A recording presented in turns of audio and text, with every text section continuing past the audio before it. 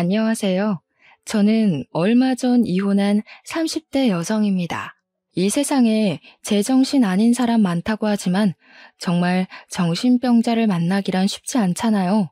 제가 그 쉽지 않은 경험을 했는데 그 일 때문에 세상과 인간관계를 생각하는 관점이 달라지게 돼 사연을 써봅니다. 뭐든 많이 듣고 많이 보는 게 살아가는 데 좋은 지혜가 될 수 있잖아요. 여러분들도 제 사연 들어보시고 이런 도라이도 있다는 걸 명심하며 들어주셨으면 좋겠어요. 저는 결혼하기 전부터 남편과 가치관이 아주 잘 맞는 편이었어요. 특히나 아이 부분에 대한 사상이 비슷했는데 남편도 저도 아이로 인해 우리의 삶이 뒷전되는 걸 원치 않았다는 거예요. 아이 유무에 대한 생각이 같지 않으면 부부 생활 이어가기 어렵잖아요. 그리고 저출생률 높다고 하더라도 보통은 여건만 되면 결혼하고 아이를 갖고 싶어 하는 분들이 많더라고요. 저는 여건이 되든 말든 아이를 원하지 않는 사람이었습니다. 그건 남편도 마찬가지였는데 그런 인연을 만나는 게 참 어려웠어요. 그래서 제가 더 남편을 남다르게 생각했던 것 같습니다. 남편도 제 의견에 흔쾌히 동의를 해줬고 저희는 아이를 갖지 않기로 하고 결혼을 했어요. 보통은 아이를 갖지 않겠다고 하면 양가 어른들이 안 좋게 생각할 수도 있고 그 일로 인해 결혼을 반대할 수도 있잖아요. 신기하게도 저희 부모님은 물론 시가에서도 저와 남편의 뜻을 존중해 주셨어요. 양가 집안의 뜻까지 저희 생각과 같았을 때 저는 천생연분을 만났다는 생각까지 했었습니다. 그런데 말입니다. 사람이 혼자만 살다가 평생을 함께할 배우자가 생기고 호적이 같아지고 하니까 왠지 모를 감정이 생기더라고요. 그건 바로 아이 부분이었습니다. 이건 결혼을 해봐야만 느껴지는 그런 감정인 것 같았어요. 그러니까 남편이랑 제가 살다 보니 아이를 갖고 싶어졌다고 변심을 하게 된 거죠. 그렇게 마음을 바꾼 것 또한 누구 한 명만 그랬던 게 아니라 남편과 제가 서로 느꼈던 부분이었어요. 저희가 어떻게 마음을 바꿔먹었냐면 연애할 때와는 다른 환경 속에서 이런저런 대화를 많이 해보니까 우리가 서로 육아에 대한 가치관 또한 비슷하다는 걸 알게 되었거든요. 과거에 아이를 가질 생각은 없었으나 만약 아이가 있다면 나는 이렇게 해나갔을 것이다 라는 그런 생각들이 남편이랑 잘 통했어요. 그 덕에 뭔가 이런 남편이라면 아이를 가져도 될 것 같은 믿음이 생겼고 저랑 남편은 서로 아이를 갖자고 생각을 바꾼 겁니다. 막상 다짐을 하니 기대는 더욱 커졌어요. 우리 둘만으로도 행복한데 우리가 그리는 미래에 우리를 닮은 새 가족이 생긴다고 하니까 그것 참 기분 이상하더라고요. 그러나 그 기대에는 바로 찬물이 뿌려지고 마는데요. 저희는 병원에서 실망적인 결과를 듣게 되었어요. 의사가 말하길 남편이 불임에 가까운 난임이라고 하는 겁니다. 저도 저지만 진심으로 아이를 생각했었던 남편이 좀 많이 실망한 기색을 드러냈어요. 그래도 원래 우리가 결혼 전부터 아이를 계획했던 건 아니라서 저는 남편한테 괜찮다고 위로를 해줬습니다. 아쉬운 건 아쉬운 거고 안 되는 건 안 되는 거잖아요. 식구들은 당연히 우리 사이에 아이를 원하고 있었는데 저희가 아이 낳겠다고 생각을 바꿨을 때 양가에서 저희보다 더 좋아해 주셨거든요. 검사를 하고 난 후에는 차마 양가 집안에 알리지 못하고 있었는데 한날 시부모가 검사받은 걸 기대하면서 우리더러 아이 얘기를 한 적이 있었어요. 그런데 남편이 생각보다 상심이 컸는지 시부모가 찍소리도 못하게 설명해서 입을 막더라고요. 나 불임이야. 아기 못 가지니까 기대는 안 했으면 좋겠어. 원래부터 아기 생각은 없었는데 막상 아예 못 가진다고 하니까 기분이 좀 이상하더라. 웬만하면 내 앞에선 아이 얘기하지 말아주라. 남편의 솔직한 고백에 그때 분위기는 정막 그 자체였습니다. 그날은 시부모님이 너무 당황해서 더 이상 별 말을 못했어요. 자기 자식이 불임이라는데 말 함부로 할 부모가 어디 있겠습니까? 그날은 시부모님이 제 눈치까지 보면서 조금 면목 없는 기색을 드러내기도 했어요. 저는 정말 괜찮았거든요. 아이가 갖고 싶은 마음이 생겼을 뿐이지 없다고 죽고 싶거나 인생 무너질 것 같이 처참하진 않았어요. 그래서 그날 시부모님이 확실하게 저희 사정을 알았을 거라고 생각했어요. 그런데 다른 날에 갑자기 연락 와서는 우리더러 시험관 시술을 해보지 않겠냐고 추천하더라고요. 음, 시험관이야 도전해 볼 수는 있겠죠. 그런데 그 부분에서 저와 남편 생각은 또 같았어요. 저희는 아이 얻고자 고된 고생까지 하면서 절망하고 애쓸 생각은 없었습니다. 그렇기 때문에 둘 다 시험관 생각은 전혀 안 했어요. 시모가 반복해서 물어봐도 저는 이미 남편과 뜻을 맞췄기에 시험관 안 하겠다고 확실하게 의사표시를 했습니다. 근데 시모는 노력하지도 않으려는 제 태도가 마음에 안 드는지 좀 기분 안 좋은 소리를 하시더라고요. 그래도 네가 큰 며느리 아니냐.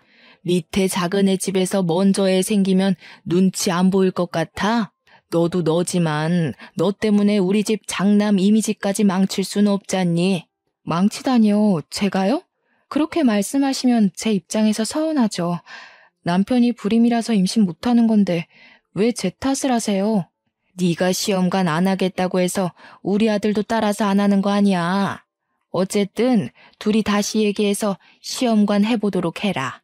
사람이 살아가는데 순리가 있는 법인데 무슨 말도 안 되는 고집을 부린대?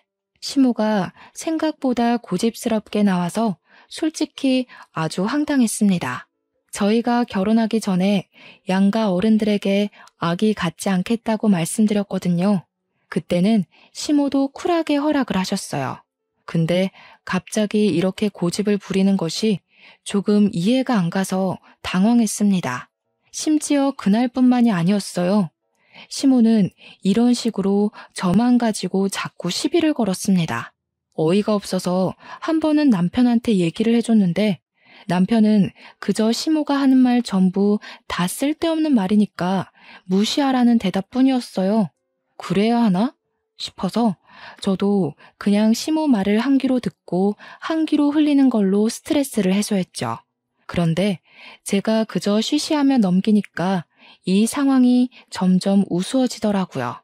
제게만 임신을 종용하는 시모가 갈수록 이해하기 어려운 짓을 했는데 그게 뭐냐면 시가 친척들 앞에서만 저에 대한 태도가 달라진다는 겁니다. 시댁에는 친척들이 좀 많아요. 명절이나 제사를 하면 저희 집에 식구들이 모였는데 다들 집 가까이 살아서 그런지 친척들이 서로서로 인연이 깊더라고요. 그 말은 즉 서로서로에게 간섭도 많다는 뜻과 직결되는데요. 그래서 저랑 남편 사이에 아이가 없다는 것도 벌써 친척들 귀에 다 들어갔더라고요. 장남 집안이라서 빨리 아이를 가져야 하는데 왜 아직 아기가 없냐고 많이들 물었습니다. 그 질문은 해가 바뀔수록 더 심해졌고 날카롭게 날라왔어요. 저는 초반에 친척들이 그런 식으로 물을 때면 남편의 흉을 보고 싶지 않아서 굳이 남편이 불임이라는 건 들추지 않았어요. 그냥 아직 아이 생각이 없다는 식으로 돌려서 말했습니다. 그런데 그때마다 시모가 나서서 보이는 반응이 있었는데요. 며느리 힘들 것 같아서 내가 손주는 굳이 없어도 된다고 했어. 요즘 세상에 부부끼리 잘 살면 그걸로 되는 거지 뭘 굳이 애가 있어야 돼. 시모가 친척들 앞에서 제 생각을 끔찍하게 해주고 있는 것처럼 말을 하는 게 문제였어요. 물론 다른 사람 앞에서 저를 챙기는 척하는 것이 고나리질 하는 것보다 낫다고 생각하는 사람들도 있겠죠.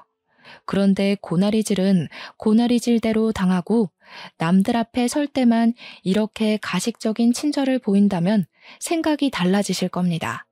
이렇게 앞뒤 다른 시모 때문에 친척 어른들이 제게 더 잔소리를 했어요.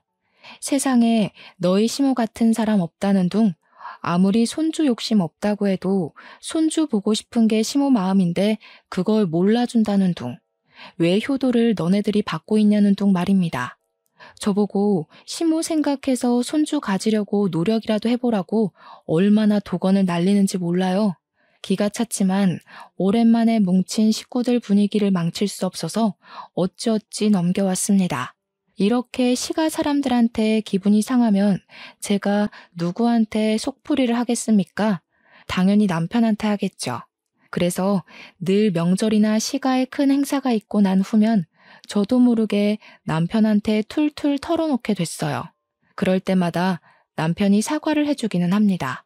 근데 결국 그 사과도 저를 설득해서 시모를 이해해달라는 의미뿐이에요. 원래 부모가 자식 생각하는 마음이 다 그런 거 아니겠어? 손주 못 낳아주는 거 미안하긴 하니까 그냥 우리 엄마 하고 싶은 대로 두자. 내가 당신한테 더 잘할게. 친척들 다 모이는 날 아니면 어르신들한테 잔소리 들을 일 없잖아. 그럴 때만 당신이 그냥 효도한다 생각하고 좀 참아줘. 그럼 욕먹는 건 나야. 어르신들이 갈수록 나만 버릇없는 며느리를 볼 거 아니야. 지금 어머님이 나 닥달해서 시험관 시키려고 머리 굴리는 거 모르겠어? 짜증나 죽겠네. 잘못은 내가 한 게 아닌데 왜 내가 욕바지 역할을 해야 돼? 말을 꼭 그렇게 해야겠어? 당신 말은 지금 내 잘못이니까 내가 욕바지 해야 된다는 거야? 그럼 당신은 고자 남편 있다고 동네방네 소문나도 상관없어? 당신만 살고 나는 망신당해도 상관없냐고. 내 말은 우습고 당신 하는 말은 안 이상해? 당신이야말로 당신 욕먹을 바엔 내가 욕먹는 게 낫다고 생각하는 거잖아. 나더러 평생 불효자라 욕먹으면서 살라는 거 아니냐고. 좀 그러면 어때서? 나도 친정 가서 욕먹을 거 먹을게. 여긴 우리 식구 집안이잖아. 고자보단 불효자가 낫구만. 그걸 이해 못 해주냐? 결국 남편의 사과는 제가 처음 불만을 트기 시작했을 때 한 번뿐이지 그 뒤의 얘기는 전부 이런 식의 대화였습니다. 기가 찬 소리 하는 건 남편도 마찬가지였으니 저는 속풀이라는 의미로 남편과 다투는 날이 점차 늘어갔어요. 남편이 아이 욕심이 병적으로 강하지는 않았지만 아마 자기도 고자 소리는 창피한 듯 보였습니다. 은근슬쩍 제 입을 막으려고 했고 시간이 갈수록 시모 편을 드는 건 점점 더 도드라진 모습이었어요. 그 와중에 시모는 계속해서 시험관을 조르고 있는 상황이었는데요. 문득 그런 생각이 들더라고요. 임신은 나만의 문제가 아닌데 왜 자꾸 나만 임신으로 인해 스트레스에 시달려야 되는 건지, 쓰레기가 되어야 하는 건지 억울하더라고요. 그래서 한날은 시모가 집에 들러서 남편이 좋아한다는 파김치 좀 가져가라 부른 적이 있었는데 그날 또 시험관 얘기를 하길래 시모한테 직접 말했습니다. 언제는 저희 부부끼리만 잘 살면 된다면서요. 손주 필요 없다면서요. 저희가 결혼하기 전에 다 말씀드렸는데 갑자기 이렇게 집착하시는 이유가 뭐예요? 저랑 남편이 변심하지 않았으면 원래 없었을 손주예요. 처음엔 애 없이 둘만 살고 싶다고 시작하는 부부가 어디 한둘인 줄 알아? 그 사람들도 나중에는 다 생각 바뀌어서 애 갖는다. 너희들도 그럴 거라 생각해서 허락해 준 거지. 그건 어머님이 멋대로 판단하고 결론 내리신 거네요. 다시 말씀드릴게요. 아이 갖고 싶다고 중간에 마음 바꾼 건 맞지만 시험관까지 하면서 갖고 싶은 생각은 없어요. 남편도 그 일 때문에 스트레스 많이 받고 있으니까 그만 좀 하세요. 어머님이 자꾸 제 문제인 것처럼 소문내서 저도 힘들다고요. 내 아들이 진짜 애 안 갖고 싶어서 그러는 줄 아니? 네가 좀 남편 위해서 희생해주면 되는 거를 무슨 고집이 이렇게 세? 그 사람들이 얼마나 말 많은 사람들인데 내가 정신 나갔다고 우리 아들 문제 있다고 떠벌리겠어? 이런 거 서로 포용해주라고 부부를 하는 거야. 부부끼리 서로 보듬어주라고 하는데 시모가 하는 말은 모두 자기 아들을 위한 얘기가 아닙니까? 자기 아들이니까 자기 아들을 감싸는 거 이해해요. 그렇다고 그걸 다른 집 귀한 자식한테 강요하면 안 된다고 생각하거든요. 그럼 저는요? 어머님이 이상하게 돌려 말씀하셔서 어르신들이 저만 욕하잖아요. 어머님이 말씀하시는 것에서 제가 득보는 건 뭔데요? 전부 다 어머님 좋은 일, 남편 좋은 일만 늘어놓고 계시는 거 스스로 안 느껴지세요? 그렇게 억울하면 시험관 하라니까. 네가 애만 가지면 내가 왜 너를 들들 볶겠냐. 내가 너 때문에 요즘 통 잠을 못 잔다. 네가 우리한테 피해주고 있는 건 왜 생각 못하니? 억울하고 분하면 임신을 하라니. 무슨 말만 하면 기승전결 임신. 시모는 얼마나 열이 받았는지 제 얼굴에 침까지 튀기면서 손가락질을 했습니다. 저 때문에 집안 사람들 얼굴 보기 창피해서 못 살겠다고 하더군요.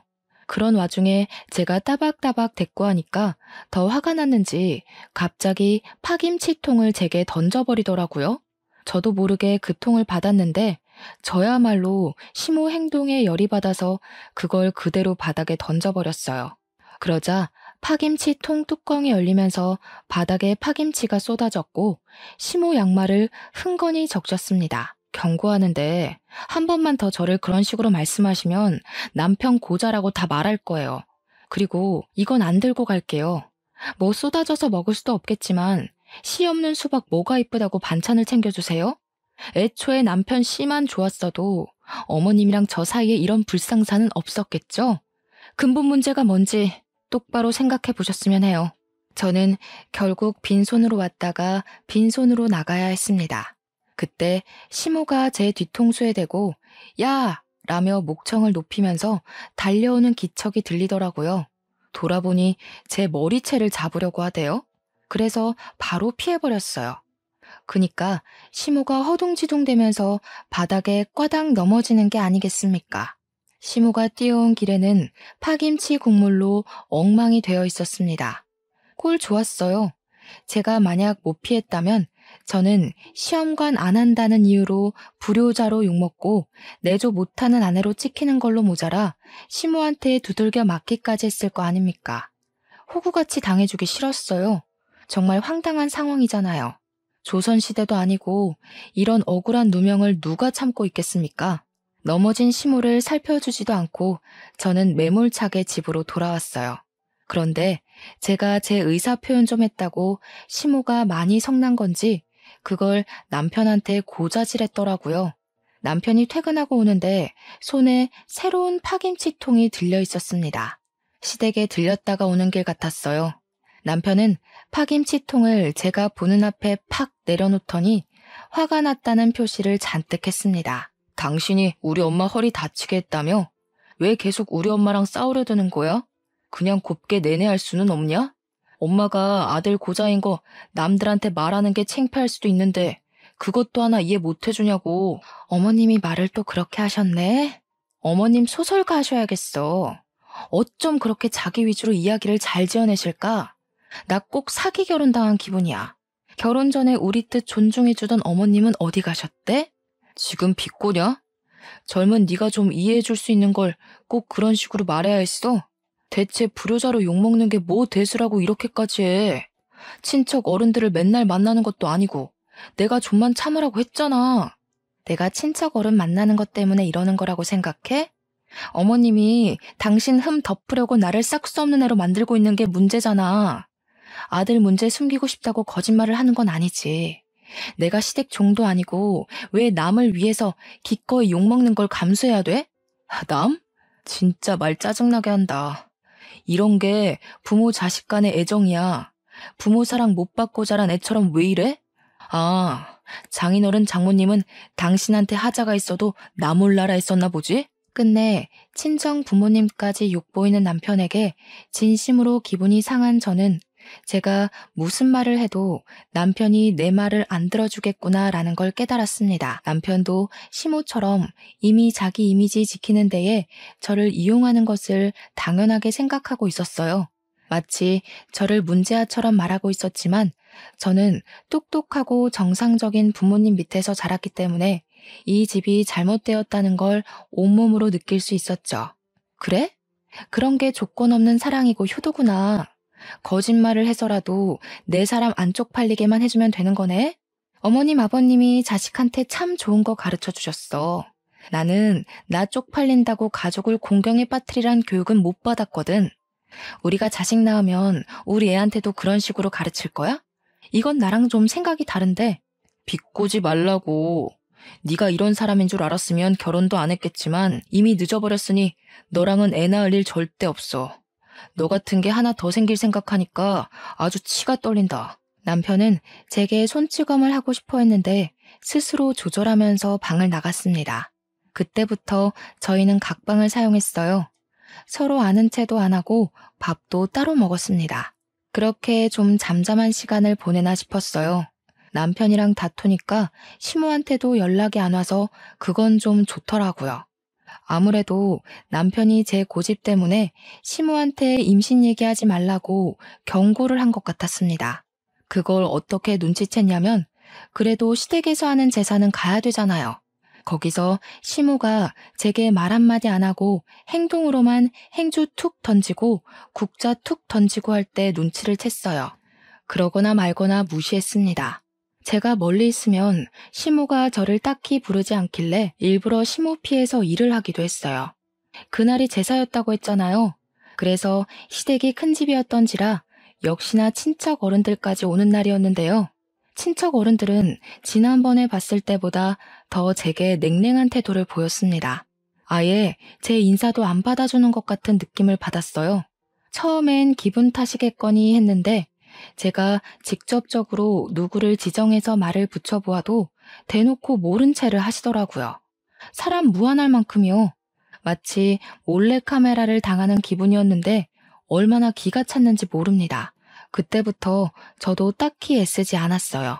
제 할 일만 하다가 집에 가자는 생각으로 마음 비우고 일했습니다. 그리고 제가 콩나물을 다듬고 있을 때였어요. 시모에 동서되는 어르신이 조심스레 제 곁에 와 앉더니 같이 콩나물을 다듬어 주시더라고요. 그러면서 그 어르신에게만 고개를 살짝 숙여 인사를 했는데 그때 어르신이 뜻밖의 말씀을 해주셨어요.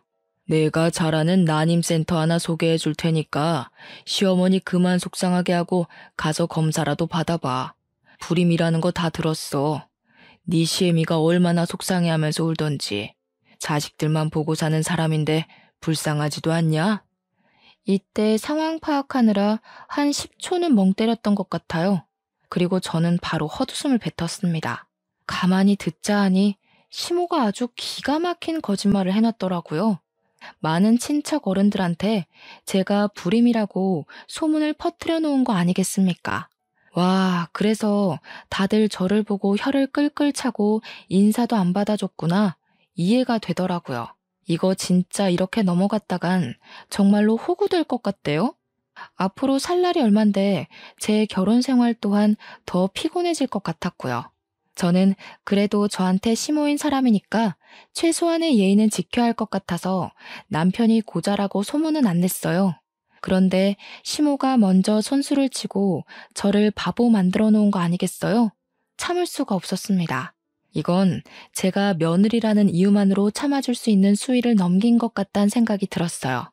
저는 바로 콩나물을 팩 던지고 얘기를 했습니다. 와, 소문 무섭네요. 불임은 제가 아니라 남편이거든요? 어머님이 또 거짓말을 하셨어요? 남편이 씨 없는 수박이라고요. 제가 문제가 아니라 남편 몸에 정자수가 없다는데 제가 없는 씨를 가지고 애를 만들 수는 없잖아요. 어머님은 왜 계속 제 몸에 이상 있는 것처럼 몰아가신대요? 제가 몇 번이나 말씀드렸는데 또 그러시네. 제 앞에 어르신이 제 발언에 아무 말도 못하고 있자 저는 자리에서 일어나 이참에 다 밝혔어요. 못 믿겠으면 검사 결과지까지 보여주겠다고 나는 내 모든 걸 걸고 불임은 남편이라는 걸 주장할 수 있으니 어르신들도 계속 날 욕할 거면 뭐라도 걸고 욕하라고 해버렸습니다. 친척 어른들은 제 패기에 당황해서 말문을 쉽게 트지 못했어요. 그땐 시모가 화장실 가고 없었던지라 저를 더 이상하게 쳐다봤습니다. 이것도 어머님이 거짓말일 거라고 하던가요? 검사 결과지를 이 집에다 붙여놔야 하나? 대체 뭐라고 하면 믿으실 건데요? 애들이 누구 왕따 시키는 건 철없다고 핑계라도 대줄 수 있지. 어르신들은 저 매도한 거 뭐라고 변명하실 거예요? 나중에 사실이 뭔지 알려지면 저한테 사과는 하실 거예요? 야, 안 닥쳐? 이게 뭐라는 거야? 어르신들 놀라셨잖아. 어디서 없는 얘기를 그렇게 당당하게 말해? 당신 따라 나와. 집에 가서 얘기하자. 그 순간 남편이 거실에 있다가 급히 제게 달려와 끌고 나가려고 했습니다. 저는 그런 남편을 팩 놓고서 어르신들께 바로 알렸어요. 이대로 억울해서 못 참겠네요. 검사 결과지 지금 휴대폰이 있는데 보실래요? 어머님이 자기 아들 고자인 거 창피하니까 저를 대신 팔아먹으려고 하는 것 같은데 저도 사람이거든요. 이런 식으로 이용당하면 기분 엄청 나빠요. 똑똑히 들으세요. 불임은 제가 아니라 남편이라고요. 그리고 그 타이밍에 시모가 화장실에서 나왔습니다. 친척 어른들은 뭐가 진짠지 모르는 얼굴을 하고 있었어요. 그럼에도 팔은 안으로 굽는다고 곧 제가 행패를 부리고 있다고 생각해 저만 이상하게 쳐다보았죠. 그 상황에서 남편이 저를 잡아 끌고 다시 자리를 벗어났는데요. 신발을 신을 때쯤 어른들이 시모한테 이 집 장남이 불임이었냐고 묻는 걸 들었습니다. 이미 그것만으로도 시모는 충분히 곤란해했을 겁니다. 그리고 밖으로 나온 남편은 저를 엘리베이터 앞에서 놓으며 쪽팔린다고 집으로 가라고 했어요. 어머님이 내가 불임이라고 소문냈더라. 내가 그걸 웃으면서 내내 했어야 했어? 아, 당신도 내가 욕먹는 걸 바랬었지? 내가 지금 호랑이 굴에 혼자 들어간 건가? 어떻게 다 나를 못 잡아먹어서 안달이래? 그렇다고 꼭 그렇게까지 할 필요는 없었잖아. 예의 없게 어르신들 앞에서 그게 무슨 행패야? 가서 사과할 거 아니면 당장 돌아가. 당신 데려다 줄 기분 아니니까 걸어서 가든지 버스 타고 가든지 알아서 해. 나는 사실을 말했을 뿐인데 아직도 억울하네. 여기서 봐주면 어머님이 나를 아주 등신으로 보고 더 소설 쓸 것 같은데 지금도 안에서 뭐라고 변명하고 계실지 몰라. 나는 어머님이 나한테 사과할 때까지 절대 그만할 생각 없으니까 당신이야말로 잘 판단해.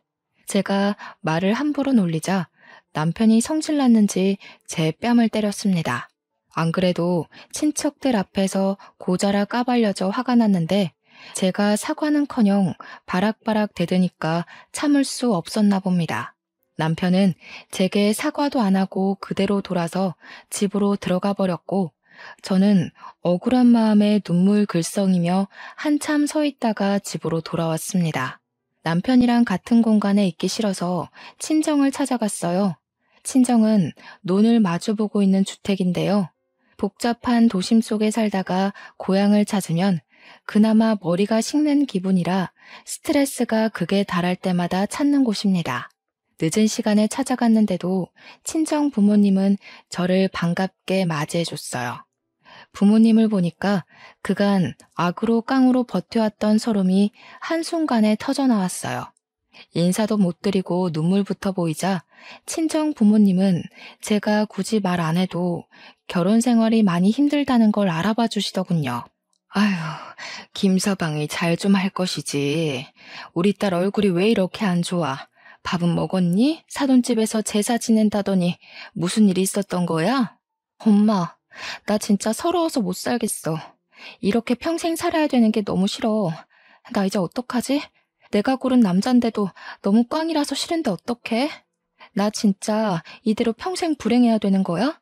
저는 마치 철부지 시절로 돌아간 것처럼 부모님께 제가 당해왔던 부조리함을 다 밝혔어요. 친정 부모님은 제 말을 묵묵히 들어주면서 제 편이 되어주셨습니다. 그럼에도 마음이 독하지 못한 분들이라 시댁을 찾아가서 뒤집어 엎는 짓까진 안 했어요. 그저 제 말에 시댁으로부터 감정만 상하셨고 저를 위로해주는 데에 더 열과 성을 다했을 뿐이었죠. 그것만으로도 저는 사실 위로가 되었습니다.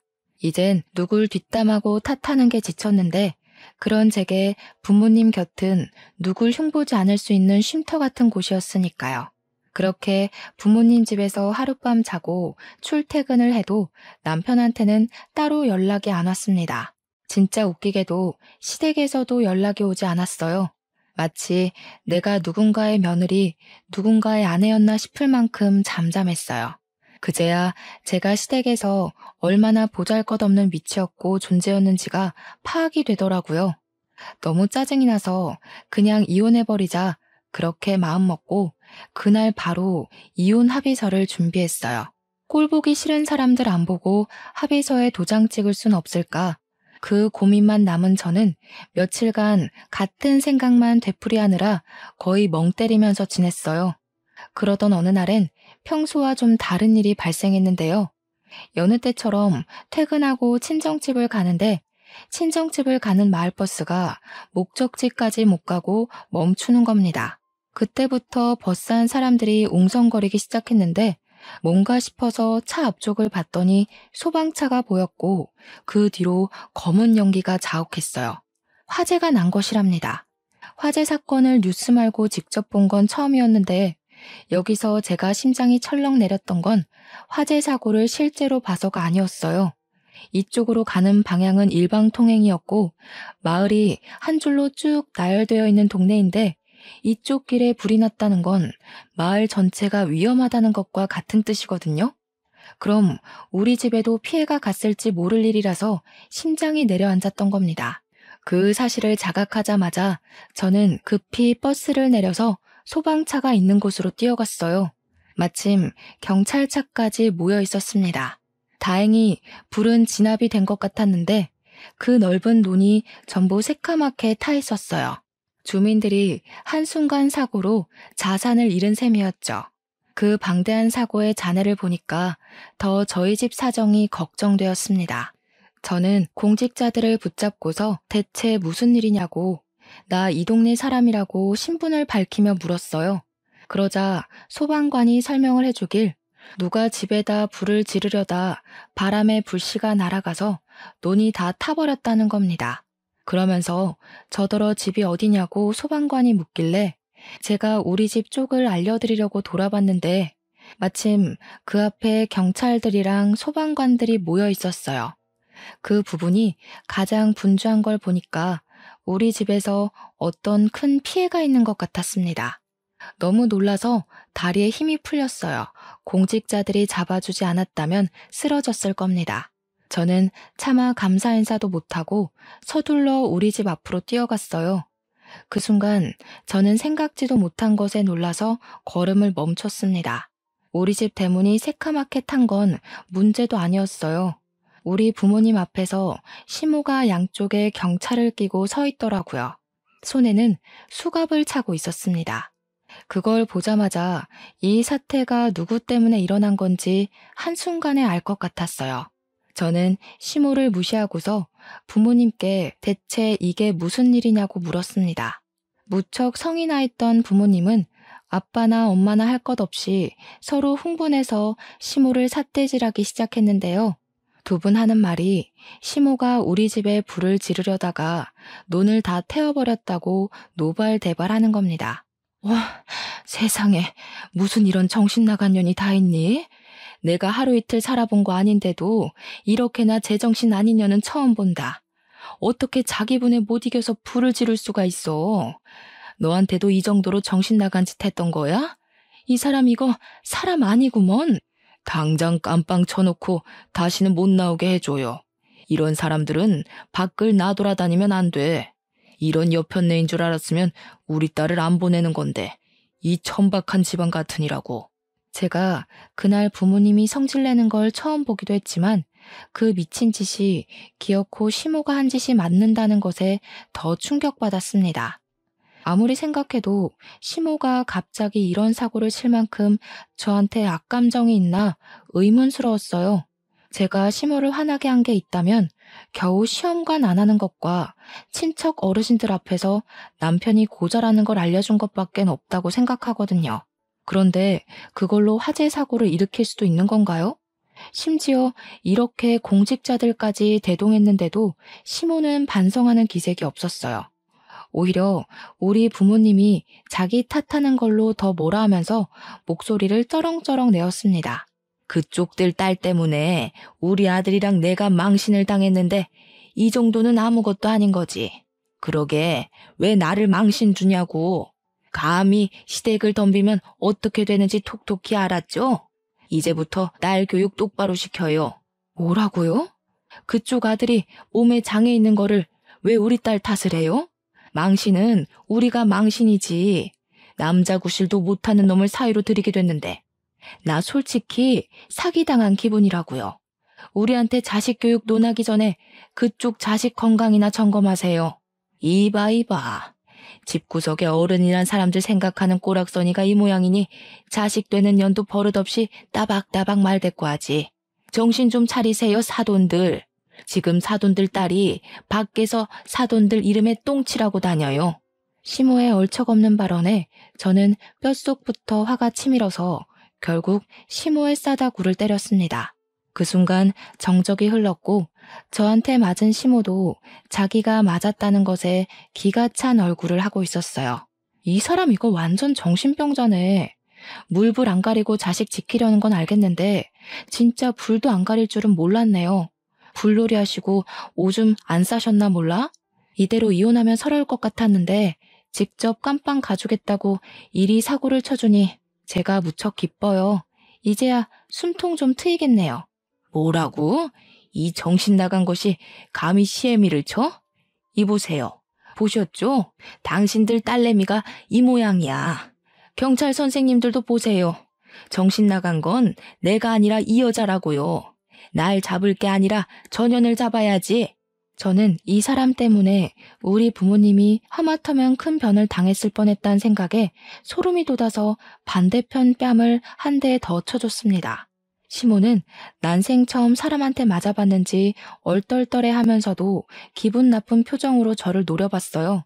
눈물까지 찔끔 나 있는 걸 보니 아팠나 봅니다. 사람 목숨 가지고 장난쳐놓고 고작 뺨 쳐맞는 게 억울하세요? 사람 억울하게 만드는 거 전문이신 분이 뺨 좀 맞았다고 억울해하니까 웃기네요. 그래도 아들 고자 얘기는 좀 묻히겠어요. 전과자 타이틀이 너무 세서 말이죠. 말 많은 집안에서 전과자 얘기가 얼마나 맛있는 소재일까? 우리 집 사람들이 고작 형편없는 년 말에 넘어갈 것 같아? 내가 억울해진 거 누구보다 우리 식구들이 더 잘 알아. 나 이대로 안 넘어간다. 우리 식구들이 너 가만 안 둘 테니까 각오하고 있어. 아줌마 식구들이 과연 아줌마 말을 믿을까요? 제가 볼 땐 여기 수십 명의 피해자들과 공직자들 말을 믿을 것 같은데요. 혼자 정신 나가서 불지른 건 사실이잖아요. 쓸데없는 고집 그만 부리시고 이제 그만 가보세요. 아줌마 때문에 바쁜 사람들 다 집에도 못 가고 있는 거 안 보이세요? 제 부탁으로 경찰들과 소방관들은 시모를 끌고 자리를 이동했습니다. 그 와중에 시모는 계속 저와 저희 부모님께 욕을 서슴지 않았어요. 그때 남편이 사람들을 뚫고 나타났습니다. 아마 시모가 사고를 치고 난 후 남편한테 미리 연락했던 모양이에요. 남편은 이미 상황을 다 알고 있었고 바로 제 앞에서 무릎 꿇고 앉더니 살려달라고 빌었습니다. 여보, 내가 미안해. 엄마가 일부러 이런 짓 벌인 거 아니야. 이거 다 실수야. 친척 어른들이 내가 불임인 거 다 알아서 엄마가 홧김에 그런 거야. 너도 이 상황이 고의일 수 없다는 거 알잖아. 제정신이 아니고서야 어떻게 불을 지르겠어. 너는 몰랐겠지. 나는 네 엄마 제정신 아닌 거 알고 있었어.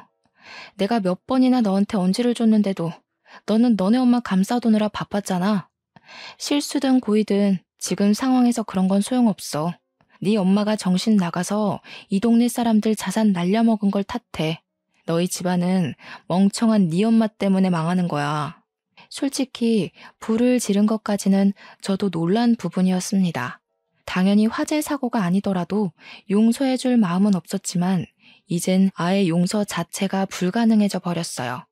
피해자가 저 하나에서 여러 명이 되어버렸는데 제 손으로 해결할 수 있는 범위를 넘어선 거잖아요.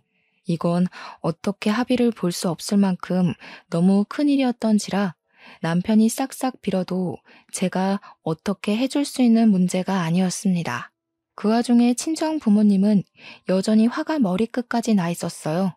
평생 남에게 욕이라곤 안 해본 순한 분들인데 시모 집안 때문에 처음으로 분노의 감정을 표출해 보셨을 겁니다. 그리고 특히 엄마는 남편한테도 많이 화가 나 있었어요. 소금을 한 뭉텅이 갖고 나오더니 제 앞에 무릎 꿇고 있는 남편 면전에 소금을 팍팍 뿌렸습니다. 어디서 이런 재수없는 것이 우리 딸한테 붙어서는.